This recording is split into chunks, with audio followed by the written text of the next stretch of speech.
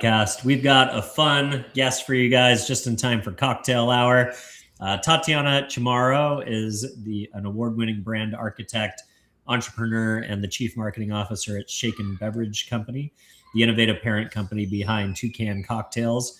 Originally from Nicaragua, Tatiana has built a stellar reputation for translating complex business visions into highly impactful, market-dominating visual identities. Prior to breaking into the beverage space, she co-founded and successfully scaled a premier digital and creative marketing agency. Her profound impact on the Texas business landscape earned her a spot on D Magazine's prestigious Dallas 500 list, honoring her as one of the region's most influential business leaders. Today at Toucan Cocktails, she is disrupting the massive RTD alcohol market by leading the global branding, influencer architecture, and launch strategy for the world's first patent-pending Toucan dual-chamber packaging technology, physically separating premium spirits from fresh, real juice mixers until the moment of consumption. Tatiana, thanks so much for coming on and chatting with us a little bit. And my understanding is you've got a Toucan on your side of the camera, and you're going to show us a little bit about how it works and a little bit about the product innovation and how this technology is revolutionizing the RTD space. So why don't you tell us a little bit about the product and show us how it works. Awesome. Yeah. Thank you so much for having me, Dylan. I'm excited to be here. Very, very excited to share about Toucan Cocktails. This is what the can looks like. It's called Toucan like the bird, but it's because it's two cans.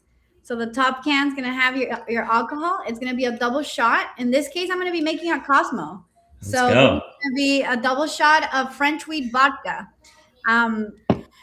Different to any other industry, it is a true double shot from a bottle, right? So like it comes from the spirit, which means that it's going to be 50% ABV. And the bottom can is going to be our mixer. So we separate the ingredients to keep them fresh and to allow for more premium ingredients. So the way it works is you separate it, you take off the lid from the bottom. You're going to make sure that you take it off completely. Oh, nice. So it fully opens up. There you go. Yeah. And we have this ring, which is now one of our patents. And that ring connects the top can with the bottom. The top can, you're going to do the same thing. You take off the lid completely, and you'll see that it's going to be a little bit, it's going to be clear, right? Yeah. And you're going to pour the top into the bottom. So that's where you're adding your alcohol into your mixer. You're going to add a little bit of ice. We always get the question if you have to add ice. And the answer to that is we definitely recommend when you go to a bar and you ask for a cocktail, they're going to shake it a little bit with ice, even if they don't pour it with ice, just because there's an adjective that happens when you shake it with the ice. Once you have the ice, the top can and the bottom in there, you're going to snap it back. And then it turns into a shaker. Oh, that's cool. Yeah. So it doesn't leak. It's connected by this ring. You can throw it in the air and catch it. Let's go. Really fun. And each one of these will make 2 cocktails. So you can drink it from the can or you can pour it into a glass. Amazing. Yeah, I feel like the only thing you're mixing is that little, or missing is that little thing that keeps the ice from pouring out, right? Oh, yeah. The strainer. Is that what it's called? Yeah. Future innovation. Definitely. That's awesome. Well, so I have a lot of questions about, kind of the product innovation. So, obviously RTD is an exploding space right now. You've got basically every spirit and every cocktail iteration under the sun being manufactured for RTD. It's definitely taking kind of the home consumption market by storm, and even, inside of point of sale on premise. So what was the product insight that you saw that was lacking? Like, what happens when you mix alcohol and the mixer together and just put it on the shelf and ship it around the country? Why did you guys feel like it was important enough to do an entire kind of reimagining of the container and the packaging to allow for this, live mixing of the alcohol and the mixer? Yeah, that's a great question. And you're not alone in asking that. We get that question, probably the most popular on social media. The number one reason, one of my business partners is a chemist. And so he understands the chemistry behind mixing certain ingredients. And so when alcohol mixes with sugar and it sits on a shelf, and think of the process and production until a product that's pre-mixed gets to the consumer, it's going to be at least 3 months, right? So when sugar and alcohol mixes and it sits there until it touches the hands of a consumer, there's a chemical reaction that begins to happen. And so really the idea behind what we're building came through why are cocktails that are delicious at a bar? And I don't know about you, I love cocktails, but when I have had previously mixed cocktails, they're just not it. Like they're great for where I need them. They solve the problem because I don't drink beer, I don't drink wine. And when I'm out in the beach or anything like that, they solve the problem because I'm not going to be carrying a big bottle and the mixers and everyone's going to want a different type of drink. But it wasn't the solution, right? And so the big reason why that happens is because of that chemical reaction that happens with the taste, which doesn't allow companies to use high percentage ABV on the drinks or high proof spirits, because that process will happen faster. And then also you have to use a lot of preservatives in the mixer, right?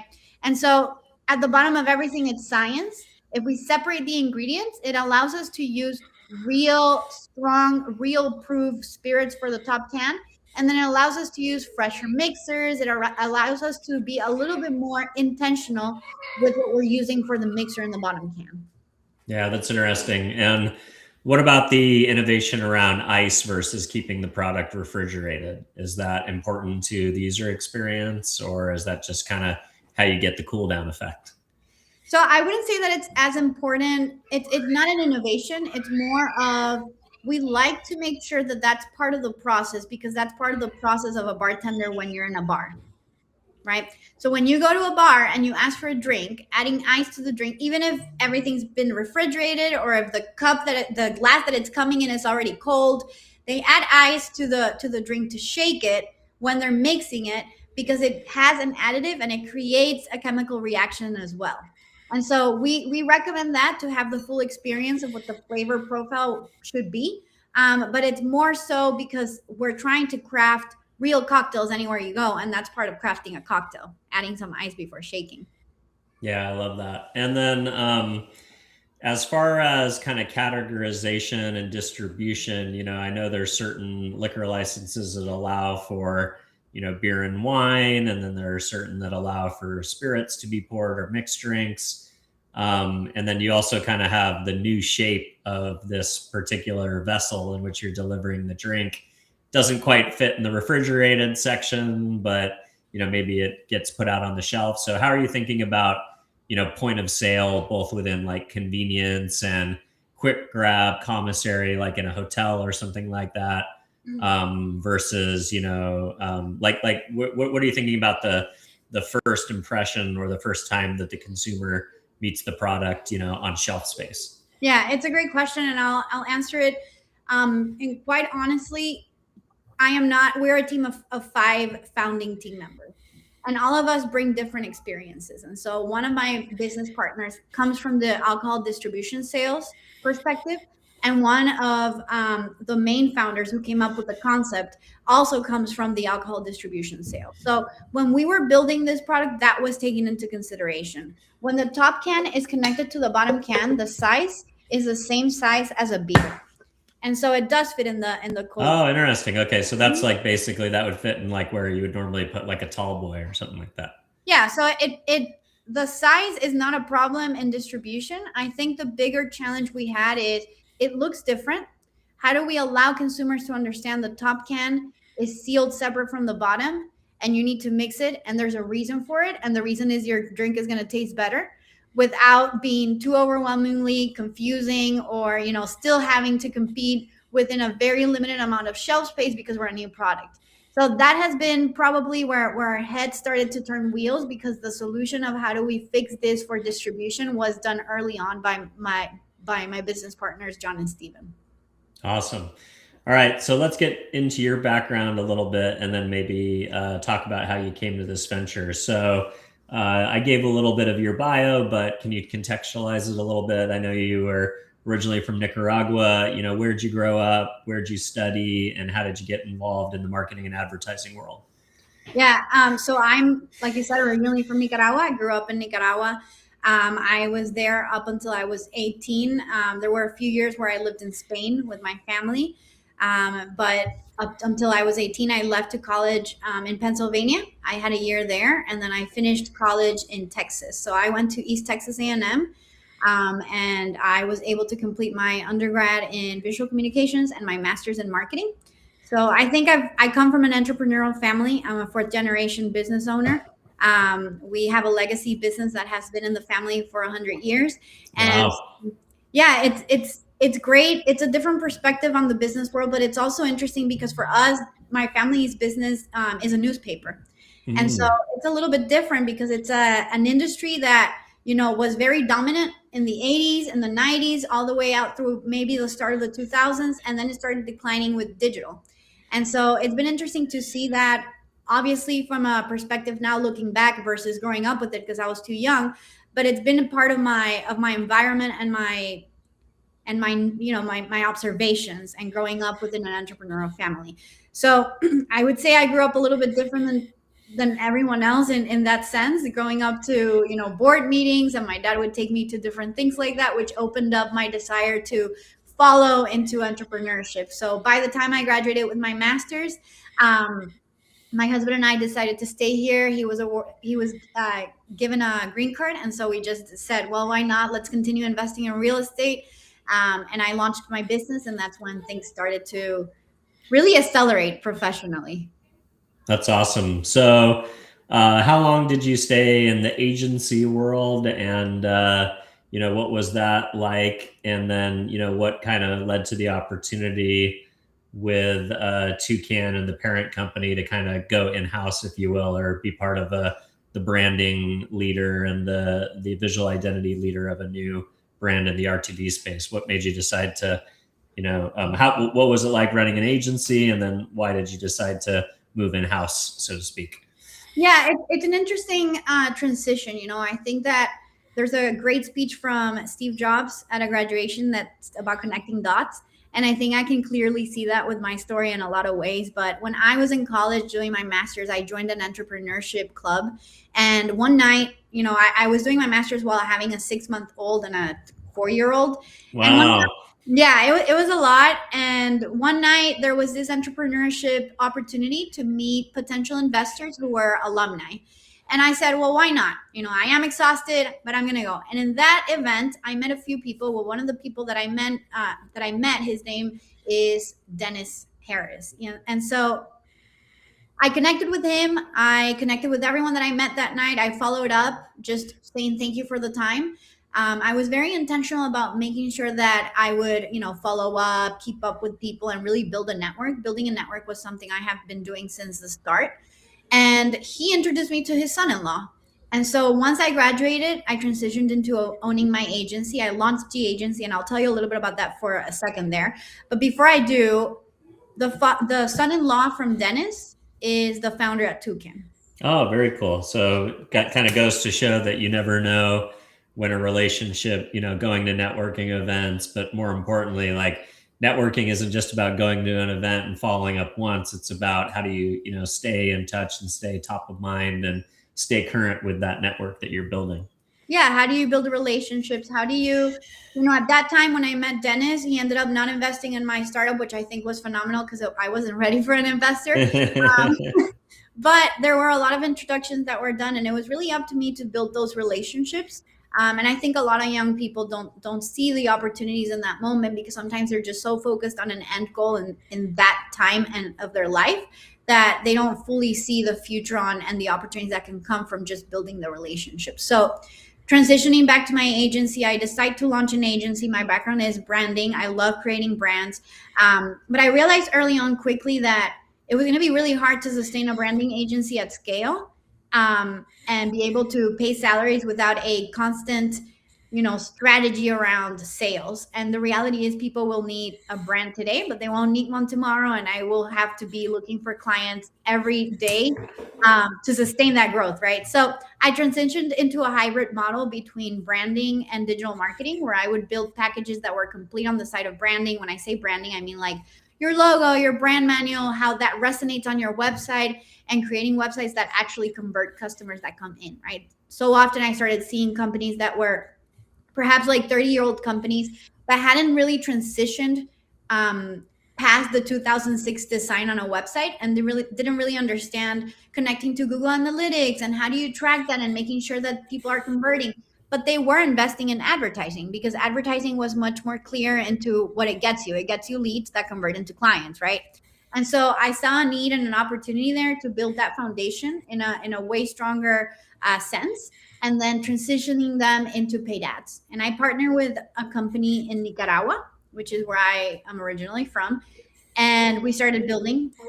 We turned it into a franchise. We started growing. We ended up having 20 offices in the US. I became a partner. Wow.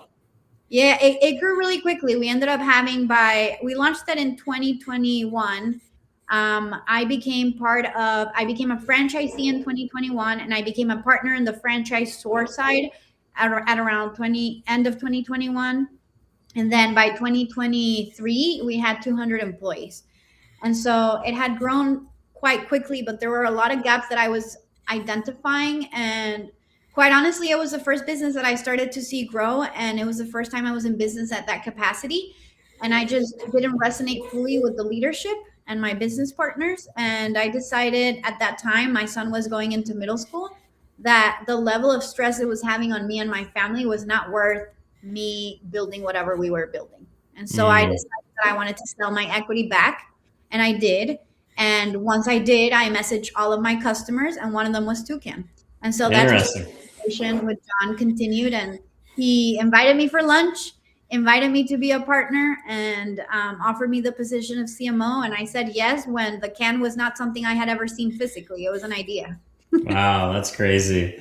Yeah. Very cool. So yeah, I love that. I love that idea of like, kind of reinventing your business when you find yourself in, this type of a services industry where you kind of do a job for a customer, and when the job is done, that's the end of the scope, but you figured out a way to, help entrepreneurs build and articulate and define what their brand is, and create a digital presence in which they could convert customers, but then figure out a way to add value and continue to sustain that growth above and beyond kind of the launch phase.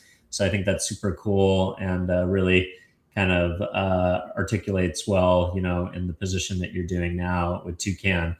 So you talked to Dennis. You love this idea of the Toucan ready to drink dilemma. You were excited about the offering that they were going to be bringing to the market. So I think one of the hardest things when you're coming into a category, when you're doing a slight variation, like RTD at one point was a new concept, right? Like people were never pre-mixing spirits and putting them out there into the world. It was kind of like these defined lines of beer, wine, hard alcohol. And, I think like Zima was the first one, right? That kind of took like that wine cooler concept and Smirnoff Ice maybe, or something like that. But when you're rethinking like product design and packaging, like there's a lot of education that comes with like not only creating awareness, but actually creating awareness of like, what is this and how does it work? So tell me a little bit about how you attacked kind of the storytelling funnel. Like I suppose on one side you're talking about, the brand itself, but then really what the problem is and how you guys are launching new technology to service and under a group of the market that maybe just isn't satisfied with the quality of RTD. So I'd be curious how you attack the marketing there. Yeah, and I'm gonna say you don't know what you don't know. And when we launched this, we launched it with the idea of, well, we must not be the only ones feeling like the cocktail industry is not there yet. Like the camp cocktail industry is not there yet. And so we leaned on that. We leaned on the fact that it tastes like a real cocktail. We leaned on the fact that the message was more around the flavor. We didn't start fully there because we thought that perhaps the first mountain to cross would be getting across how to mix this. And so one of the big things we do is social listening. I am huge on following videos of people posting about Toucan. We do go viral about twice a month, and it's organic. It is customers Wow. into a retail store, grab the product, they make a video, and the video goes viral. And That's so Yeah, it's amazing to watch. It's not common for a brand to go viral that often, and I think a big part of it is because the product, when you're making it, people stop and they're like, what is that, right? And so for us, one of the things that I have been leading on the marketing department and our marketing strategy is considering our strategies not the traditional that you see in the alcohol industry. And I think in part it's because I don't come from the alcohol industry, so my perspective is more on the branding and marketing side. um, and I have worked across multiple industries except the alcohol industry until now. And so when I look at our product, I look at it thinking more of the end consumer, because yes, in the alcohol industry in the United States is a three-tier process or system, which means that our customer is really the distributor, right? And the Mm, and so when you talk to people in the industry who have been there for years, because it is a legacy industry, they're looking at it in an eyesight on how it traditionally is managed, right? They're looking at it as a distributor being the customer. But the reality is the pool is created from the end consumer. And so I like to see, how do we generate that loyalty? How do we generate that excitement from the end consumer? And yes, definitely consider the distributor and the retailer in that process. But they are going to be just as excited if the end consumer continues asking for a product. And I see over and over again where there's the challenge of, we'll put the product out for other brands. Will put the product out in retail stores, but there's no repurchase. And repurchase is really a signal of, and so the only way to signal life through the repurchase is if customers are coming back and ordering it. And for us to be able to serve them in the way they want to be served, we need to listen to them. So social listening has been a big part of our strategy.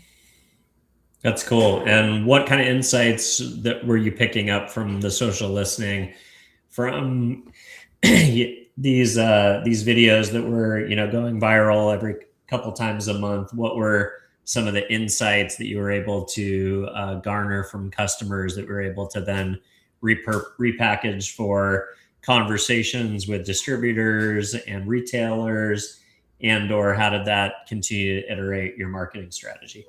Yeah, so I'll tell you three. Number one is, early on, I added on our website a section that says, if we are not in your location, leave your information here and we'll let you know when we launch in your area. And so that allows us to signal back to retailers, hey, we weren't in North Carolina, but now we're opening North Carolina. Here are the people who have asked for a product. There are people asking, right? I also added a map that created a heat map that allows me to see where the searches are happening. And so that's ways in which the consumer is communicating back to us, that we can take it and translate that data into actionable items that allows us to scale and grow on the sales side, right? But even more simpler, our can has changed, very not drastically, but in a few things. Early on, I saw videos of consumers saying that on the back, now we have visually how to shake it. Oh, Before, nice. So it's kind of like how to. yes, it's the how to. And before, it used to say mix, shake, partake, and there was a QR code where you can watch a video on how to shake it. The QR code is scanned, but it's not scanned. It's not a lot of scans. And I could see in videos people saying mix, shake, partake, and then they would question how to do it, right? And so Mm. that made me think, because remember, I'm looking at the videos from a marketing sense and a branding sense, and I'm thinking, okay, I need to signal better how to mix this. The other thing that I saw was, on shelf, we made an interesting choice of making our cans black, which I absolutely love because the RTD category is full of color. And so we stand out in the category. But there are a few things that we have improved on. Color differentiates flavor. And so Mm. we added the circle in the back of the bird to make it more obvious the color that it goes with, as well as making the Cosmo or the flavor name the color of behind the bird. And so before, this used to be white and there was no color behind the bird. So it's small little things like that that allows us to build a little bit more of a brand recognition long term. But it is really making those intentional choices based on how we see consumers interact with our product. Yeah, that's interesting. So, talking about the tier one, tier two, tier three space, I was interim CMO of a RTD wine company that's grown really fast here in San Diego. Learned a little bit about the tier distribution platforms, and then also like finding market fit. So where we found really great market fit was in RTD restaurants that had a beer and wine license that normally had a huge beer selection, but no wine because, like you talked about, bottles are clunky, pulling corks. If you pull a cork on a wine bottle and don't pour the whole bottle within 48 hours, it goes bad. So there's a lot of utility in having RTD or RTD style alcohol beverages in certain categories where you just want to be able to move people through the line quickly. I'm wondering, from kind of that tier 1, tier 2, tier 3 distribution model, did you guys find adoption in certain types of accounts or retailers that maybe surprised you originally that you didn't expect when you first came out of the gate? Yeah, and I wouldn't say that we're surprised. I think we're still in a phase because we're a startup, right? We're not launching a new flavor, so we're not surprised in the sense of, oh, people like the pineapple margarita. No, we're surprised in the sense that the adoption and the usability of the product has been surprising in different spaces. Let me give you an example. Country clubs. We have had a great success with country clubs, and it's not that it doesn't surprise us. It makes sense when you look at it, when you think about it. But yeah, you can take them out, put them on the golf cart, and then it's like an easy thing when you're out on the golf club. Yeah. And so when you think about it, it makes absolute sense. But as we started to launch golf courses and we started to listening to the people who were not only consuming them, but also selling it, we started hearing things that allows us to build even more on the sales proposition of the product, right? So we built this model as like, well, you don't mix the alcohol with the sugars. We know that's a chemical reaction that happens. But as we started meeting with golf courses, it now turns out, well, first off, this is controlled. It's a double pour. So you know how much you're serving. You have the amount of mixer that you need. So it's less waste, right? Because you're not opening a mixer. One person orders the margarita, one person orders the Cosmo, and that mixer is going to be useless in 2 days or in 1 day or whatever. You don't need a bartender to figure out portions and kind of, no, you don't need special training or special skills to pour a Toucan cocktail. Yep. And then it'll be consistently the same flavor because it's already measured, right? And so I would say that more than surprise, we started identifying new pathways and opportunities on the value proposition of the product that we're launching and the opportunity of our product sitting in different locations and what that means when we place the product there. Did you find any adoption within the distributor community is also very diverse as well. So there are some that focus on convenience. There are some that focus on beer and wine. Then you have your massive distributors. Did you find that you were resonating with certain types of distributors that kind of were maybe non-traditional and saw an opportunity to carry the product as a differentiator? I would say that we have phenomenal distributors in all the states we're in. A big part of that is my business partner, Jody, who is our president. He handles distribution and he's been in the industry for 30 years. So he knows who is who, right? So it's relationships, going back to the network effect. It's been 100% relationship, product value proposition, and Jody being an incredible just driver of all of this. So I would say, though, that even within that, the best markets that we've been in is the markets that see the value proposition and are able to sell our product, understanding all those different value options that we're bringing in, right? So when we position our product the way we recommend, the product moves. And having the right partners allows us to position the product the way we recommend. When I say the way we recommend, I mean having it in the cold box, having it in the shelves, making sure that the messaging is there. We have how-to videos. If the videos are playing in the retail location or in the off-premise, then that makes a big difference to the product moving. We do demos. So all of that cannot be possible if you don't have the right partners in distribution. And I think that has been a big part for us because we have had the right partners to adopt our strategy. Yeah, I love that. I think you mentioned kind of the the assembly or the usage of the product is somewhat visually appealing and interesting for social. Is that something that you guys are leaning into where, you're maybe seeding it to creators or influencers, somebody who can kind of take that virality component that you guys have gotten from a few videos kind of taking off because there's an interesting visual of like, okay, somebody's never seen this before. It's not just crack open and drink. That's not very fun to watch, but people watch how-to tutorial videos, how to make cocktails, how to make drinks, menu hacks, things like that, because they're visually interesting and it's showing you how to do something. So I wonder how you've leaned into that for your social marketing. Yeah, I mean, I think it's been a challenge of the fact that we are a startup, so our budget is startup budget. And even though when you see us online, I think we've done a great job at building a brand that does not give you a startup feeling. And so that's been a challenge with influencers because we're not actively looking for influencers because our budget does not allow for, influencers are expensive.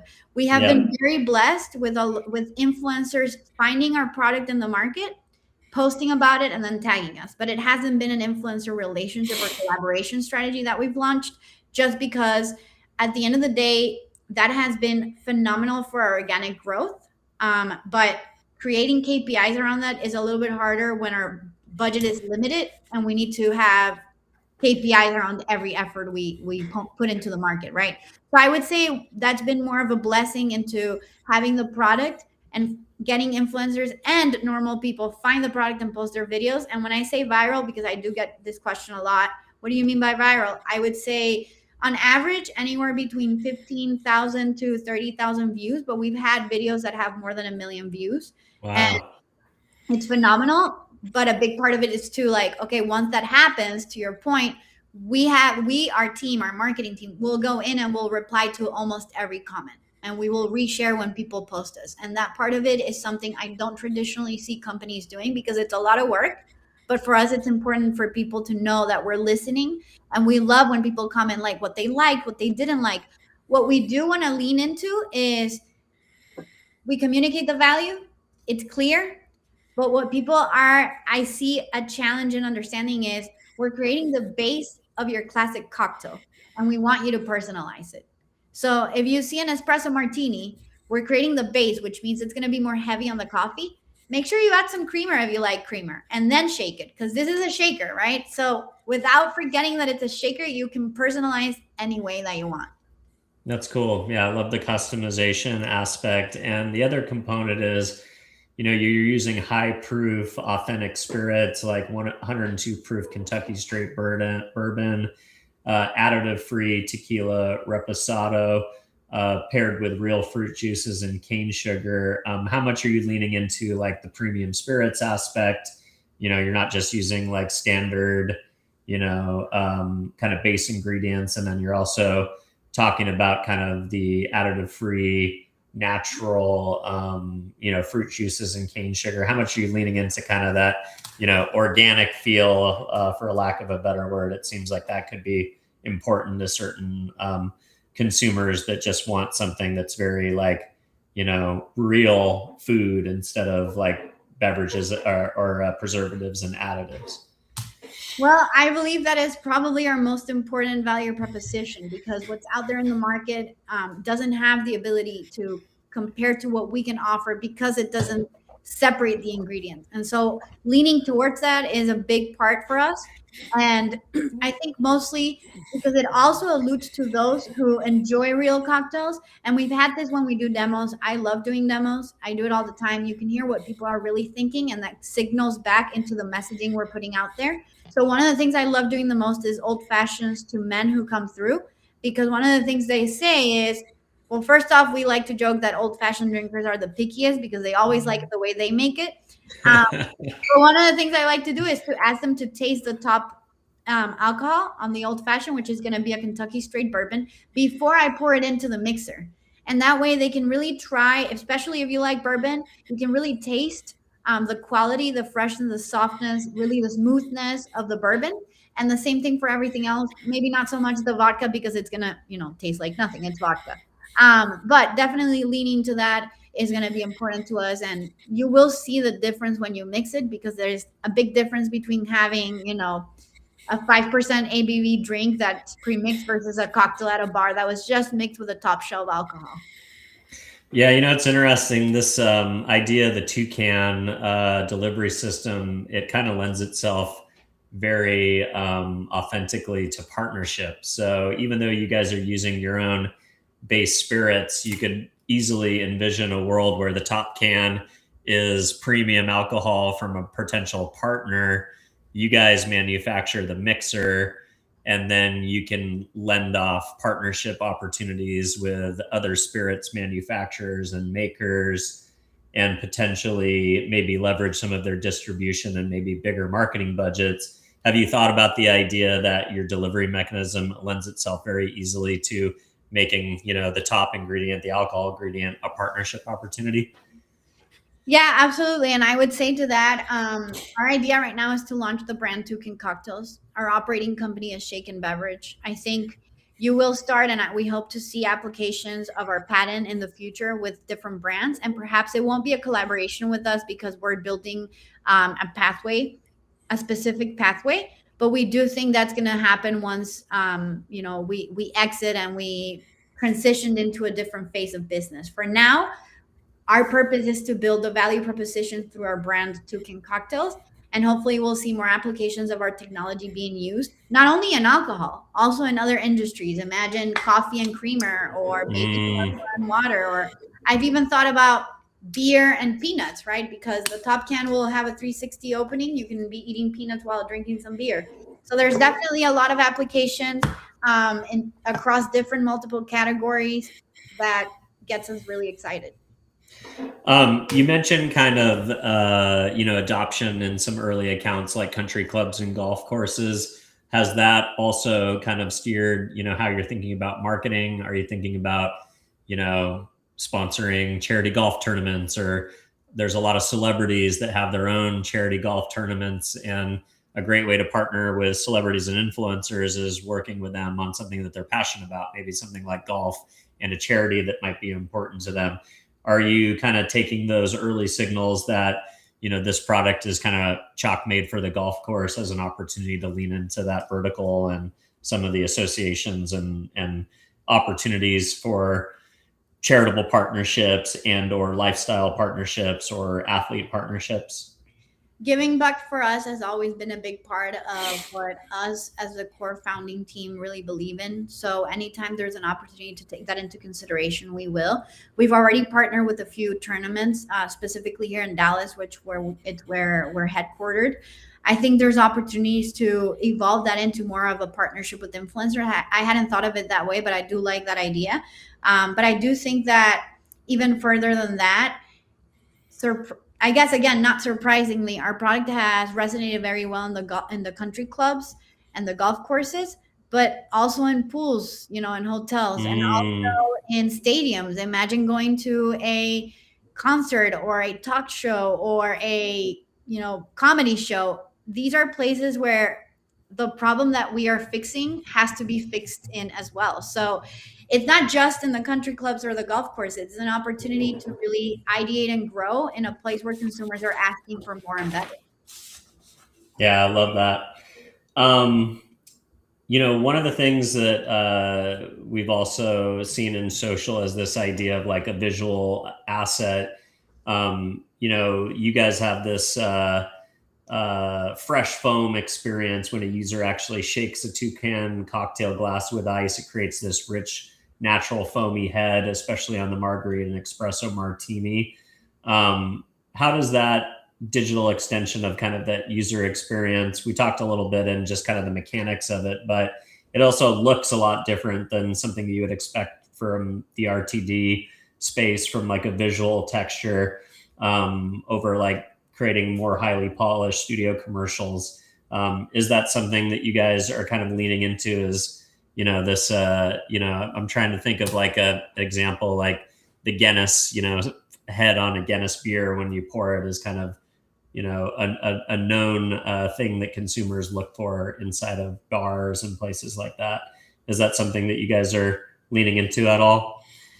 Yeah, we believe that consumers, everyone eats with their eyes first. And so I it's like that. a position that we do through our photography and video. But we also believe that what we want to do is not compete in a way that makes us look as every other RTD, but instead compete in a way that makes you feel like you have the bar anywhere you go, right? And so the way we do that is by showing you that you can make a cocktail and it'll look like what you get at a bar. And so a big part of that is, the foam, like you said, in the margarita or in the espresso, and tahine ream and little things like that that adds to the experience. But it's really just part of one whole package, right? You guys also launched a corporate gifting channel, being able to successfully put the product in the hands of other companies that are giving out corporate gifts or hosting their own events. Why did you think corporate gifting would be an interesting channel for an early stage premium alcohol brand looking to acquire lifetime customers? Yeah, I think it's an interesting perspective. But let me ask you something. Father's Day is coming up. Yep. A lot of times you'll get a sock or a hat or maybe a drawing, and we took that as an opportunity to say, hey, this is something that we believe dads will enjoy. What if you get a six-pack of old fashions and then a home smoker? And same thing internally, not only on corporate gifting, but more so in, think of holidays where they're going to be serving cocktails, but now you need to hire a bartender and a full bar lineup. This will be a solution to that. So not necessarily companies gifting it, which can also work. And we have seen some companies in interest, but also more on holidays and when they're hosting the holiday um, events and parties to It's be like a part. bar in a box almost. Yeah, and you really, you need someone making them. They don't need to be the most experienced bartender, but you can also move product faster. One of the things I did is I hosted Thanksgiving in my house last year. We were around 60 people. I had one bartender, and then I had all flavors, and everyone gets to choose their own cocktail. And you can't just choose an espresso. You can choose an espresso with Bailey's that makes it more creamy, or you can add some strawberry to the margarita and have a strawberry margarita. It makes it faster. It makes it easier for me to keep control of what's being served and how much to buy. And it also, you can personalize it, so it's really fun, right? So it allows for that to help transition or make parties a little bit easier to host. Very fun. Want to go back a little bit to your experience running the branding agency. So you're a master of transforming business identity.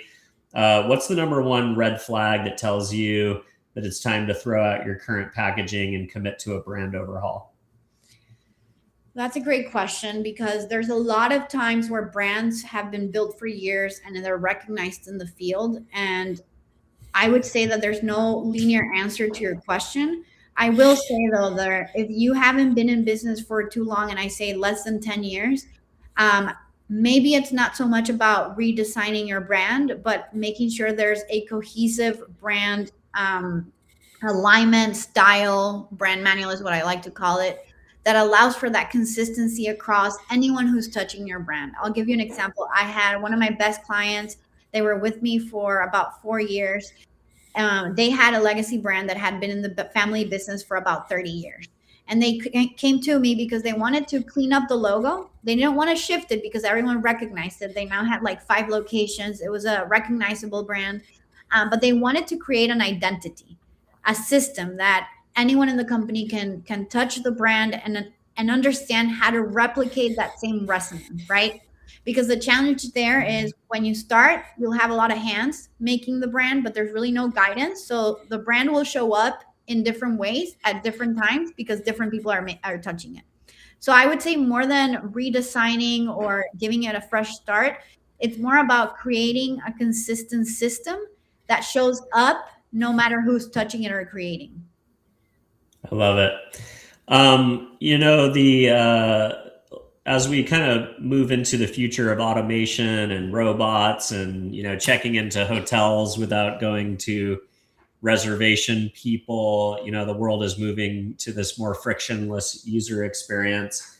And it seems in some ways, as you think about democratizing high-end mixology through smart packaging, whether that's at a bar, a music festival, an airport, or a sporting stadium. How do you think this, RTD or this convenience of kind of prepackaged or smart packaging will continue to evolve and move in the direction that you guys are looking to push it? Yeah, I think there's an aspect from AI that won't change, and it's the ones who drink cocktails are humans, and we like cocktails and we enjoy good cocktails. And can we fix the fact that maybe the cocktail doesn't taste as premium? Yeah, with AI possibly. But that won't fix the fact that I'm not going to take a huge machine that builds my cocktail when I go out on the boat or if I'm going out, right? So I think the closer solution is more around the convenience and the accessibility, and not so much about the automation. I see AI coming in more on the operations side of the alcohol industry and helping optimize all of that versus fixing the end product, which is the cocktail itself. Do you think the tier 3 distribution system is outdated? Will that ever be disrupted? Will you ever be able to kind of buy direct to consumer directly from the companies, or do you think that model is too ingrained? I mean, it's basically as old as prohibition, right? So I wonder if there will ever be disruptions to that model of distribution in alcohol. I think the model is a very obsolete traditional model that is seeing a lot of change and will need to adapt. I'm not sure in which ways the adoption is going to come through, but I think there's going to be change. And I think that change is a reflection of the need the industry is for the first time ever going through. And so whether that is a more seamless process, or that is a way in which, because the thing is, and I said this since the start, consumers don't understand the 3-tier process or system. They don't know about it. I didn't know about it until I came into the alcohol industry. But they do know about the user experience they expect when they're purchasing something online or when they're purchasing at a retail location. And so I think a big hit that we're seeing, aside from the fact that there's less drinkers and all of this, is convenience doesn't only show up on the fact that I want to have my cocktail anywhere I want to drink it. It also has to show up in how the process of me purchasing this product happens. And that hasn't really modernized enough. And so I think there's going to be shifts that happen there that allow for that convenience so that we can continue seeing a growth in the industry where, obviously we're seeing a hit right now. Yeah, it's pretty wild during COVID when you can order a cocktail or a beer to go or with your food, right? Yeah. It seems like this would have been a great solution for that time frame as well. All right. Well, Tatiana, pleasure being able to spend some time with you today and learn about what you're building. Definitely fascinating, and I'll be excited to continue to follow along. If folks want to continue to stay up to speed with your brand, or maybe figure out a place to buy it and experience the product, where would you like to send folks to learn more? Yeah, they can go to our website, toucancocktails.com, and there's 2 sections. You can order cocktails online, or you can search for your closest retail location. There's going to be a map. You add your zip code, and it'll tell you where you can go purchase it. Both of those options are great. If you want to know about the progress of the business, LinkedIn is where we share a lot of updates, or our Instagram, and I do share updates from a founding perspective on the growth of the business and what it looks like to be on the trenches building something from scratch. Amazing. Well, thanks for spending a little bit of time with our audience today and walking us through this awesome company that you're building. So congratulations on all the success, and we'll wish you good luck as we continue to follow along. And for those of you at home, if you're watching the show for the first time, don't forget to give us a follow or a subscribe. If you're listening to the show, an honest review on whatever podcast platform you might be listening on is how we find a larger audience. So don't forget to do that. And if there's somebody out there in the beverage industry, or maybe somebody who just wants to learn from product innovation on the brand or the CPG side, maybe someone in entrepreneurial land who's thinking about hanging up the hat at the agency world and launching their own venture, don't forget to share the show. And with that, I'll wish you a great day. Thanks for coming on.